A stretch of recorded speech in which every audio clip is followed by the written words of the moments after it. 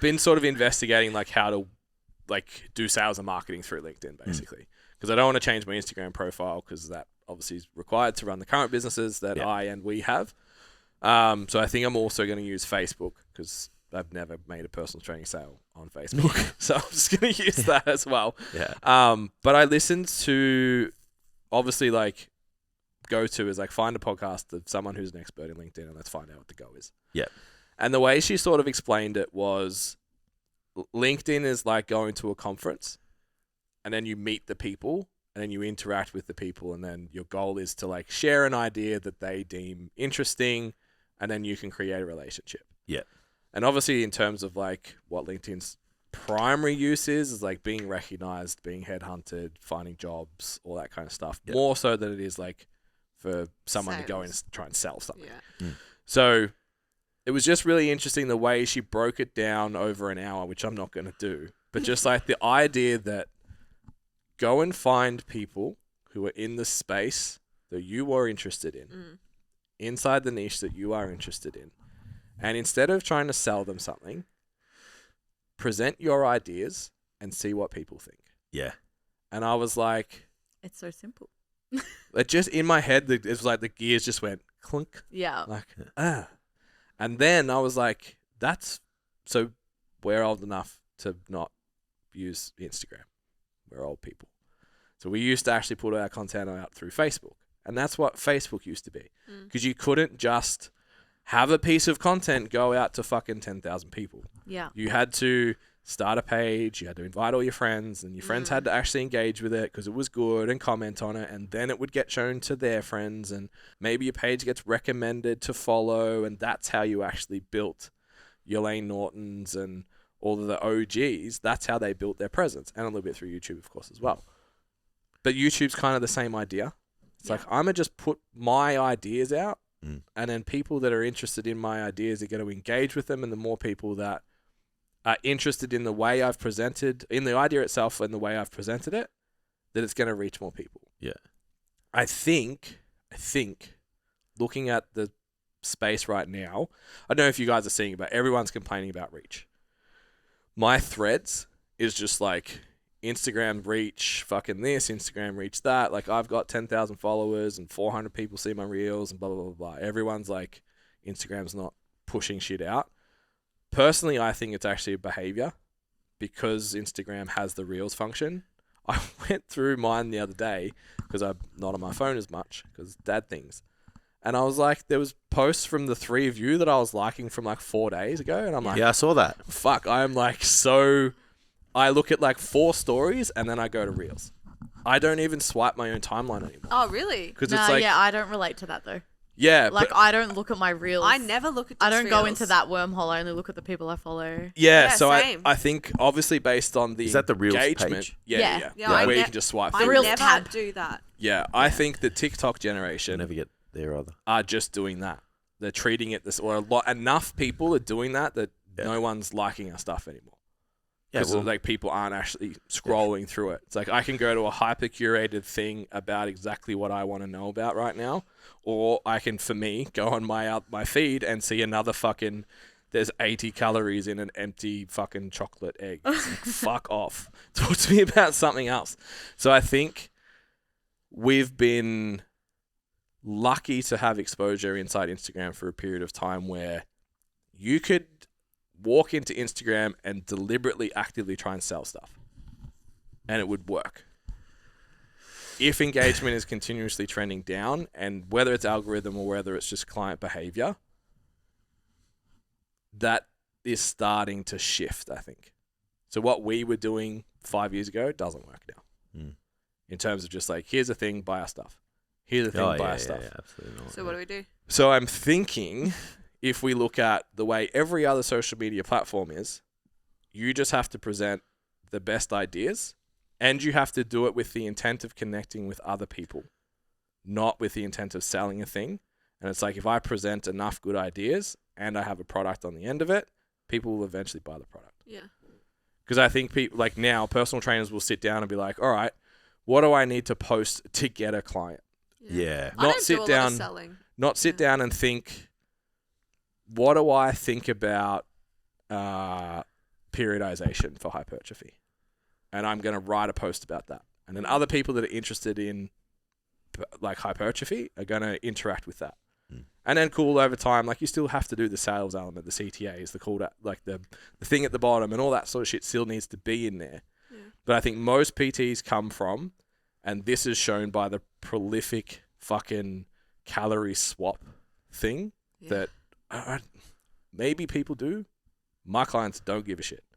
Yeah, we don't train those type. Yeah. I just wonder if anyone does, because Yeah. every time. Now there are more people that are not like our clients than people that are like our Yes, clients. but every time I do a consult that someone has an Instagram page with one of them a week, I'm like, how many leads do you get? Like 0. Yeah. I've never put on an online client. I'm like, okay, Yeah. so this isn't working. Yeah. So if I think people like those videos, but I don't think the people that like those videos are going to pay for online coaching, Yeah. correct? And Because that's where you yeah. see the pages that have the big followings and stuff. With I'm no like, clients. yeah, well, I'm like, how many people are buying your product? then? Yeah. Yeah. Yeah. So if then you flip that to, say, the Easter calorie swap thing, right? If you swap that to, this is what I think about managing training, nutrition, family, whatever, over the Easter period, and you create a piece of content and put it out there just like, this is what I think, I think that does way better than if I post calorie swaps, people will want to train with me. Yeah. Because you put no Yeah. thought into that idea. You just grabbed it from somewhere else. Yeah, yeah. Mm. So I wonder, if we need to, the hack, for lack of a better term, at the moment is just going back to what ideas do I have? What do I think is really important that I see problems other people have that I can solve with this thought? Yeah. I like it because I'm like 95% opinions. Yeah. Yeah, I think if It's you have a client easier. base as well, like you just lean into your mindset and thought process that you're curating through them as well, Mm. Yeah. which helps when you have a That's- client base, because that's what I do. I just talk in a way that I want the rest of my guys to think. Yeah. That's why I was just like, here's how to navigate Easter. Stick to your fucking diet if you're competing. Yeah. Yeah. And if you're not, be a fucking grown up. Yeah. Yeah. Yeah. Enjoy it or don't, but live Yeah. with the consequences. Be done with it. And then all my clients, like, I know they're just going to sit there and go, cool. Yeah. This is how I think, and this is how Yeah. I behave. So I'm going to operate. I think a lot of personal trainers are sitting down thinking about what I should post to get Oh, yeah. clients Yeah. rather than going, this is what I'm talking about this week. Mm-hmm. Like I have this. It's a scarcity thing, right? Because Yeah. it's like if I just put out ideas without specifically trying to get a client, what if I don't get any? Yeah. Yeah, or it's like if I'm going to unpack something that I feel strong about, what if someone comes for me? Correct. Yeah. Yeah. And it's like that. Yeah. What if the idea's wrong? Yeah, and that's appealing. Or what if someone challenges me because they disagree? It's like, Yeah. well, Good. man, yeah. Yeah. It's like you can't be friends with everybody. Yeah. Yeah. I because think you that- don't stand out anymore. Yeah. You're friend zoned across everyone on Facebook Yeah. or Instagram or whatever. So to give a bit of context, and this is something that I've been playing with. So where I was going with that is I think trainers think about cooler shit during the week than what they post. Oh, For absolutely. all the Yeah. reasons you just said. So this week I had 2 of my clients, one is brand new, one of them's just competed and we're working on some stuff, that have like chronic repeat lower back pain. And I was like, they've both got massive glutes, tiny waist. I'm like, cool, you're going to have like control issues. Yeah. Like your hips and your torso are not communicating in the way they should. And that's why you have lower back issues. I'm like, give them heaps of single leg work. Send me all your lower body training for the week. Let me have a look at it. And they were both perfect. Mm. One of them I had to change a few extension things. And I was like, Yeah. what has happened here? Mm. This is really interesting. Then the power lifter, we missed the deadlift at her comp, and there was a huge breakdown in just her ability to control her lats. And I was like, so we already had in the back of our mind, lats need to be a big point of development for you to be able to stabilize in that position. And then I was like, when you do everything else, your lats aren't working. So you're shrugging and you're reaching when you RDL and blah, blah, blah. I'm like, okay, so it's actually coming from a lack of trunk control because your lats are way weaker than your fucking insanely developed lower body. Mm. And then the new client I put on, I was like, your biggest, for lack of a better term, she was comfortable with the explanations. Like her weakness in her physique is her back. Yeah. And I'm like, so it's no surprise that you can't stabilize heavy loads because that's a big part of your trunk stabilizer not working. Mm. So I could talk about that Or I could go lower back pain. I'm going to make a post about that so people want to come work with me. Yeah. What's more interesting is like, if you have lower back pain, have you thought about this, and this? This is what I think. Yeah. Versus like, do you have big glutes and your back hurts? You got a fat ass and a sore back. yeah. From carrying around that dump truck. Do I have a That's fucking a good- solution here? That's a good line. I don't mind Yeah. that. Yeah, so you still layer in But you're not the making a attractive headline and all Yeah. of that, but it's like I could just as easily at the end of this week go, the problem that my clients have is they don't eat enough protein. Cool. Yeah. And that's what I'm going to put out because that's what 17 other personal trainers put Yeah. out, and that's Yeah. what sells online coaching versus like, hey, I've got this really novel concept for me that I've never really thought of, that a lot of lower back pain for these bikini-esque girls that have really developed lower bodies maybe have weak lats, and that's what part of the problem is. Yeah. Which one's more interesting? Yeah. And Yeah. if you make the post about back pain, like, my back hurts. Yeah. But I don't want to fucking listen to you talk about it if you're talking about having a fat ass dumpy. Yeah. So I would say that. But if you just put the post about back pain, Yeah. it's like you're gonna get people like me reading your post, and it's like you don't want to That's coach not people gonna- like me. Yeah. I That's think that's the problem. I think another Part of the problem. important thing to note as well is like the people that you and I coach, which are on paper very similar, versus the people that Jason coach. People that we coach, being mainly women, we because I am the people that we coach, literally. We care about the journey, we care about the person, we care about the story, and that's what we want to know. So I'm gonna read that because I'm like, oh, it's like me, or like there's more detail to it. We're yappers. We use more words than we need to. And we like reading stories. Your clients are like, all right, cool. He got that result by doing that. I want a bigger upper back. I'm going to do those fucking shrugs. Like, chest supported on the incline. I saw those. They look cool. And it's like, cool. Obviously understanding your audience and like the language it uses is most important. But I don't think one thing that'll never go out of date on social media ever is being yourself. Yeah. Oh no. Like Yeah. that, like at the bottom line, because every personal trainer gets that fear of being themselves and showing up with themselves online. Then they hate everyone they coach because they don't get along with them as a person. Like, despite all these trends and the algorithm and whatever, it's like it's never ever out of a trend. God, I sound like a mother. Like it's never uncool to not be yourself. Yeah. Like you have to show up as yourself regardless online. And like, It's yeah, always on brand. I'd say a lot of Always. them don't even know Personal who that branding. is.